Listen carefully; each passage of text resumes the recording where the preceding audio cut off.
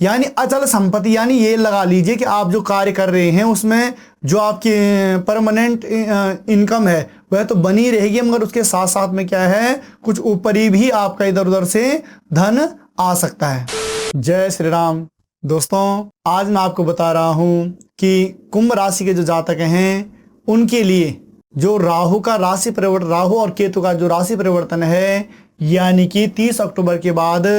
जो इनका राशि परिवर्तन है, तो वह कुंभ राशि के जो जातक हैं उनके लिए यह कैसे रहने वाला है। जबकि दोस्तों देखें, आप कुंभ लग्न के हिसाब से देखें तो राहु आपका क्या बैठा हुआ है, द्वितीय भाव में बैठा हुआ है, जो कि क्या है, हमारा धन, धान्य, संपत्ति, कुटुंब,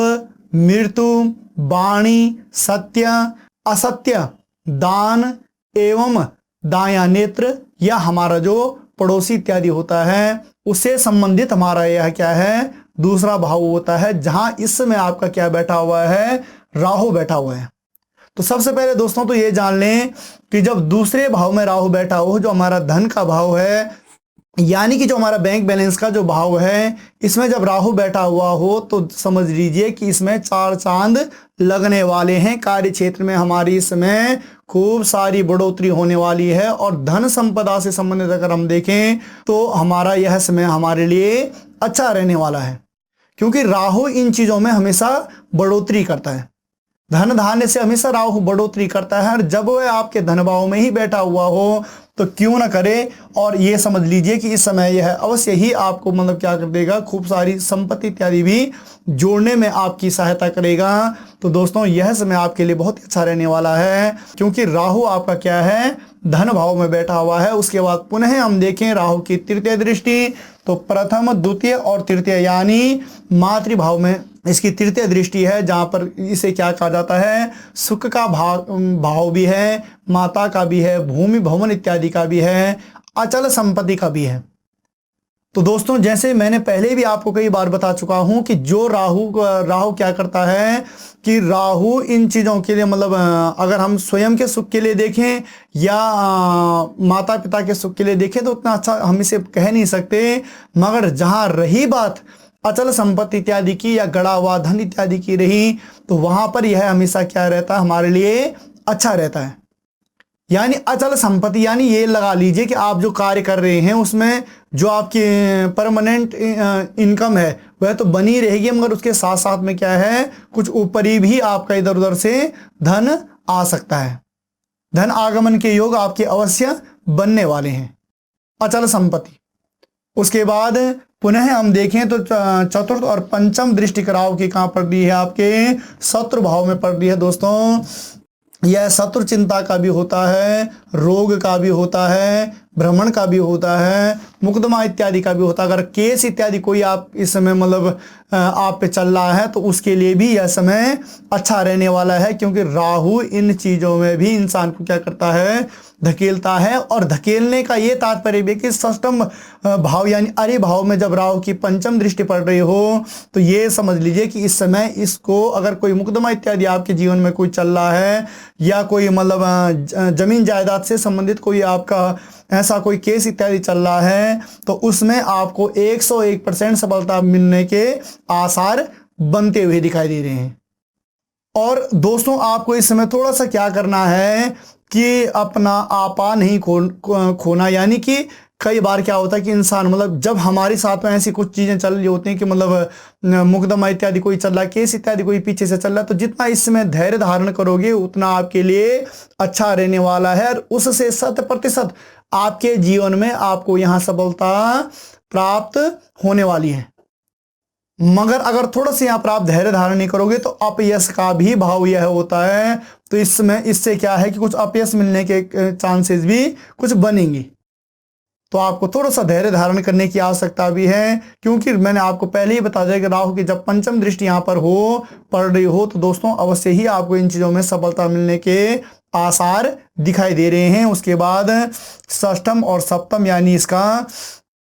इसे हम मार्गी भाव भी कहते हैं, मार्गेश कहते हैं, आयु का है, जीवन का है, और आकस्मिक धन लाभ का योग भी है, और दोस्तों यह विदेश यात्रा का भी है। और मैं पहले ही आपको बता दूं कि जब दूसरे भाव में और छठे भाव में, आठवें भाव में और द्वादश यानी व्यय भाव में कोई क्रूर ग्रह ऐसा बैठा हुआ हो कि जो इन चीजों के योग बना रहा हो। क्योंकि राहु का मैंने कई बार आप लोगों को बता चुका हूं कि राहु क्या करता है, विदेश भ्रमण के योग भी बनवाता है, और साथ ही साथ यह क्या करता है कि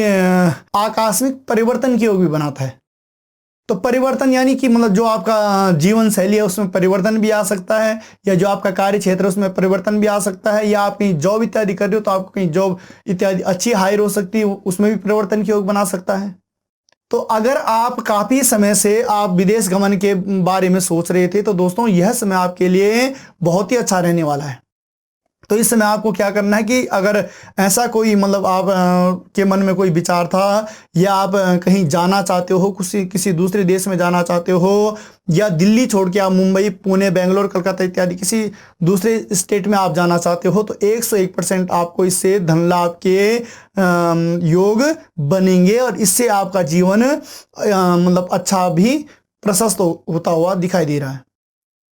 उसके बाद दोस्तों सप्तम, अष्टम और नवम दृष्टि इसकी कहां पड़ रही है, आपके पिता का भाव भी कहते हैं हम इसे, राज्य का भी है, कर्म का है, कारोबार इत्यादि का है, पद प्रतिष्ठा इत्यादि का है, अधिकार का है, और इसे हम राजयोग भी कहते हैं। राजयोग दोस्तों इसलिए मैं इसे कहता हूं क्योंकि कई बार क्या होता है कि देखो जन्म से ही इंसान के पास खूब सारी धन संपदा इत्यादि होती है, और परमात्मा के कारण अगर उसके अंदर विद्या बुद्धि का भी अच्छा उसने अपने जीवन में बना लिया तो समझ लीजिए कि उसके जीवन में अपने आप ही राजयोग बन जाता है, और उसके बाद मान सम्मान प्रतिष्ठा भी खूब सारी उसे प्राप्त होती है। तो उसके बाद क्या है कि राहु की यहाँ पर नवम दृष्टि पड़ रही है, तो ये समझ लीजिए कि राहु मैंने पहले ही आपको बता दिया कि तीसरे भाव में, मातृ भाव में राहु की तृतीय दृष्टि और पिता के भाव में नवम दृष्टि जब पड़ रही है, तो इस समय आप अपने माता पिता के स्वास्थ्य को लेकर थोड़ा सा आपको क्या रहना है, सचेत रहने की आवश्यकता है। और यहाँ पर सचेत रहने की आवश्यकता भी है। उसके बाद माता पिता का सम्मान में भी कहीं कोई कमी न रह जाए, उनका तिरस्कार 1% भी नहीं करना, क्योंकि ये दोनों भाव आपके फलित तभी होंगे कि जब ये दोनों अच्छे रहेंगे, या इन दोनों के साथ में आपके अच्छे संबंध रहेंगे, आप इनका यहाँ पर अच्छा मान सम्मान इत्यादि करोगे, तभी आपके लिए दोनों भाव फलित होंगे। विशेष रूप से दोस्तों क्या है कि माता और पिता, मैंने भाव तो सारे मैंने बता दिए कि जैसे ये भी राज्य का है, कारोबार इत्यादि का है, या आपका राजयोग इत्यादि का है। मगर राजयोग भी तभी तो बनेगा जब पिता के साथ में अच्छे संबंध रहेंगे, और जब माता पिता के साथ में हमारे अच्छे संबंध रहेंगे ही नहीं तो राजयोग कहां से। कई बार इंसान क्या कर देता है कि जो वह अपना कार्य क्षेत्र कर रहा होता है, जब उसकी संतान उसे लगता है कि नालायक है, किसी काम की नहीं है, तो उसके बाद उसका भी बहुत सारा इधर उधर उसको करवा देता है। तो उसी दृष्टिकोण से हमें देखना चाहिए अपने जीवन में कि जब ये राजयोग हमारा तभी फलित होगा कि जब हम क्या करेंगे, अपने माता पिता की सेवा करेंगे, माता पिता का कहना मानेंगे, यानी उनके जो पद चिन्ह हैं उन पे आगे बढ़ेंगे। अगर दोस्तों आप ऐसा करते हो तो 101% पिता के हिसाब से भी यह जो आपका मतलब कर्म भाव, जो आपका यह नवम दृष्टि में राहु की जो नवम दृष्टि यहाँ पर पड़ रही है, इससे आपको 101% बेनिफिट होने के चांसेस बनेंगे। यहाँ पर सिर्फ और सिर्फ सतर्क रहने की थोड़ा सा आवश्यकता ये है कि थोड़ा आपको पिता के स्वास्थ्य से संबंधित थोड़ा सा आपको क्या लेना है, अलर्ट रहने की आवश्यकता है। तो यह तो दोस्तों राहु के दृष्टिकोण से था कि राहु की तृतीय, पंचम, सप्तम और नवम दृष्टि के हिसाब से जो कुंभ राशि के जो जातक हैं उनके लिए समय कैसे रहने वाला है। उसके बाद दोस्तों पुनः आते हैं केतु, क्योंकि मैंने यहाँ पर लिखा हुआ राहु और केतु का राशि परिवर्तन। राहु और केतु दोनों एक ही ग्रह, एक ही जैसे ग्रह हैं, दोनों एक ही जैसा फलित करते हैं लगभग, मगर केतु तब भी राहु से कई गुना अच्छा फल प्रदान करता है। और वही दोस्तों कई बार क्या होता है कि जब आपकी जो कुंडली होती है, या जो आपके मतलब ग्रह गोचर इत्यादि में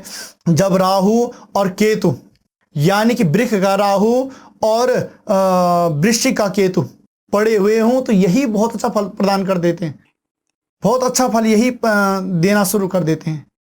और वहीं अगर ये नीच की राशि में हो जाएं, यानी कि राहु वृश्चिक राशि का हो जाए और केतु अपनी नीच राशि यानी वृष राशि में आ जाए, तो दोस्तों यही वहीं पर हमें क्या कर देते हैं, हमारे जितनी हम सोची समझी हमारी जो प्लानिंग होती है अपने लाइफ में, उसको क्या करते हैं, सारा बिगाड़ देते हैं।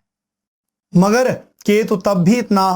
अनिष्टकारी नहीं होता जितना कि राहु होता है। उसके बाद दोस्तों हम देखें तो राहु आपका कहाँ बैठा हुआ है, अष्टम, कुंभ लगन के हिसाब से देखें तो अष्टम भाव में आपका राहु बैठा हुआ है। और इसे क्या कहा जाता है, यह आयु का भी है, जीवन का है, मृत्यु का है, आकस्मिक धन लाभ का है और विदेश यात्राओं का है।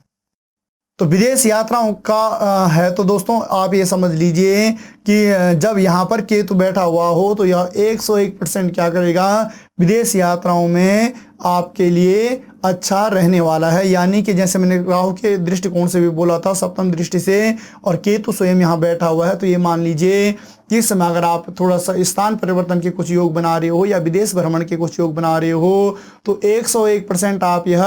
अपने जीवन में कर लीजिए और इस समय कदम उठा लीजिए। और रही बात तो मार्केस में दोस्तों, जो क्रूर ग्रह जो होते हैं मार्केस में जब बैठे हुए होते हैं तो यह अच्छे माने गए हैं। उसके बाद पुनः प्रथम द्वितीय तृतीय दृष्टि हम आए तो पिता के घर में,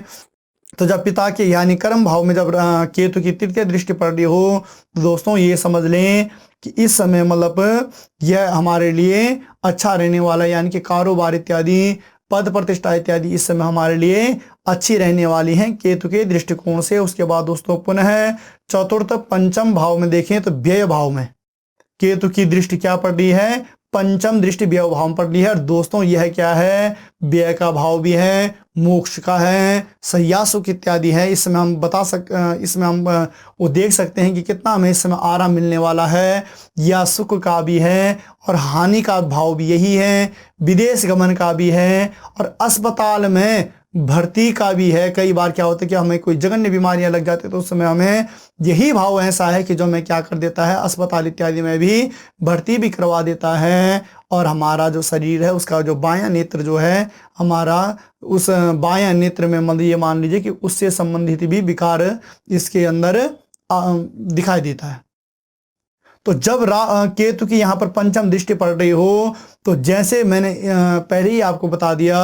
कि इस समय आपका क्या है कि मतलब जो आकस्मिक आपका मतलब आपके जीवन में मतलब थोड़ा सा परिवर्तन हो रहा है, उस परिवर्तन से व्यय भी समय अच्छा दिखाई दे रहा है।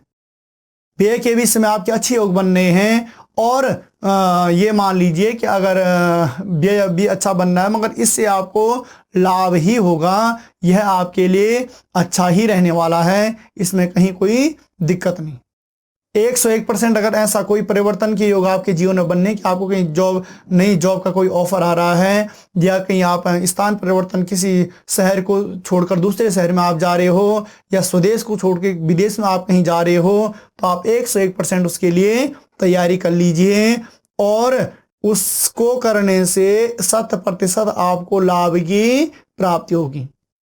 उसके बाद दोस्तों पुनः हम आते हैं तो केतु की क्या है, सप्तम दृष्टि यानी धन भाव में है। इसे धन धान्य संपत्ति इत्यादि कहा जाता है, बैंक बैलेंस इत्यादि भी कहा जाता है, कुटुंब का भी है, वाणी इत्यादि का भी है। तो इस समय क्या है, ये सारी चीजें आपकी अच्छे रहने वाली हैं,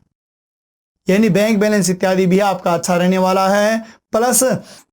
आपकी वाणी में भी मधुरता इत्यादि रहने वाली है और धन धान्य संपत्ति हर एक प्रकार से आपको ऐश्वर्य प्राप्त होने वाला है। उसके बाद सप्तम दृष्टि, उसके बाद अष्टम और नवम यानी माता के भाव में यहाँ जहाँ दृष्टि पड़ रही है तो दोस्तों यह सुख का भी है, माता का भी है, भूमि भवन इत्यादि का भी है। तो इस समय थोड़ा सा दोस्तों ये है कि हर एक चीज़ का आपको सुख, जैसे मैंने आपको पहले भी बता दिया,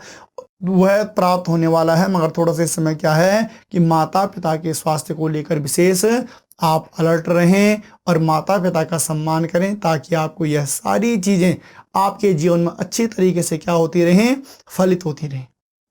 और यकीन मानिए 101% ये फलित भी होंगी अगर आप अपने जीवन को इस तरीके से अपने माता पिता के प्रति आदर सत्कार भाव इत्यादि से आप उनका मान सम्मान इत्यादि अगर आप करते हो तो यकीनन मानिए आपके जीवन में यह सारी चीज़ें फलित होने वाली है। आपके लिए यह समय अच्छा रहने वाला है। दोस्तों ये जान लेना भी जरूरी है कि जो राहु है वह क्या है, मकर शनि मकर कुंभ हो,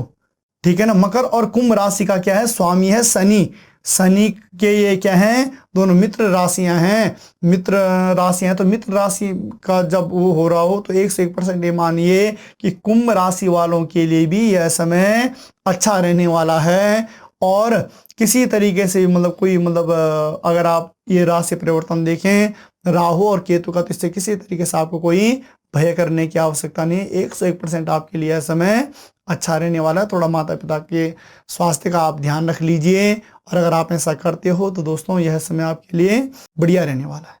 तो दोस्तों आपको हमारे यह वीडियो कैसे लगा, आप इसे लाइक भी करें, शेयर भी करें, कमेंट भी करें, और मिलते हैं पुनः एक नई वीडियो में। तब तक के लिए जय श्री राम।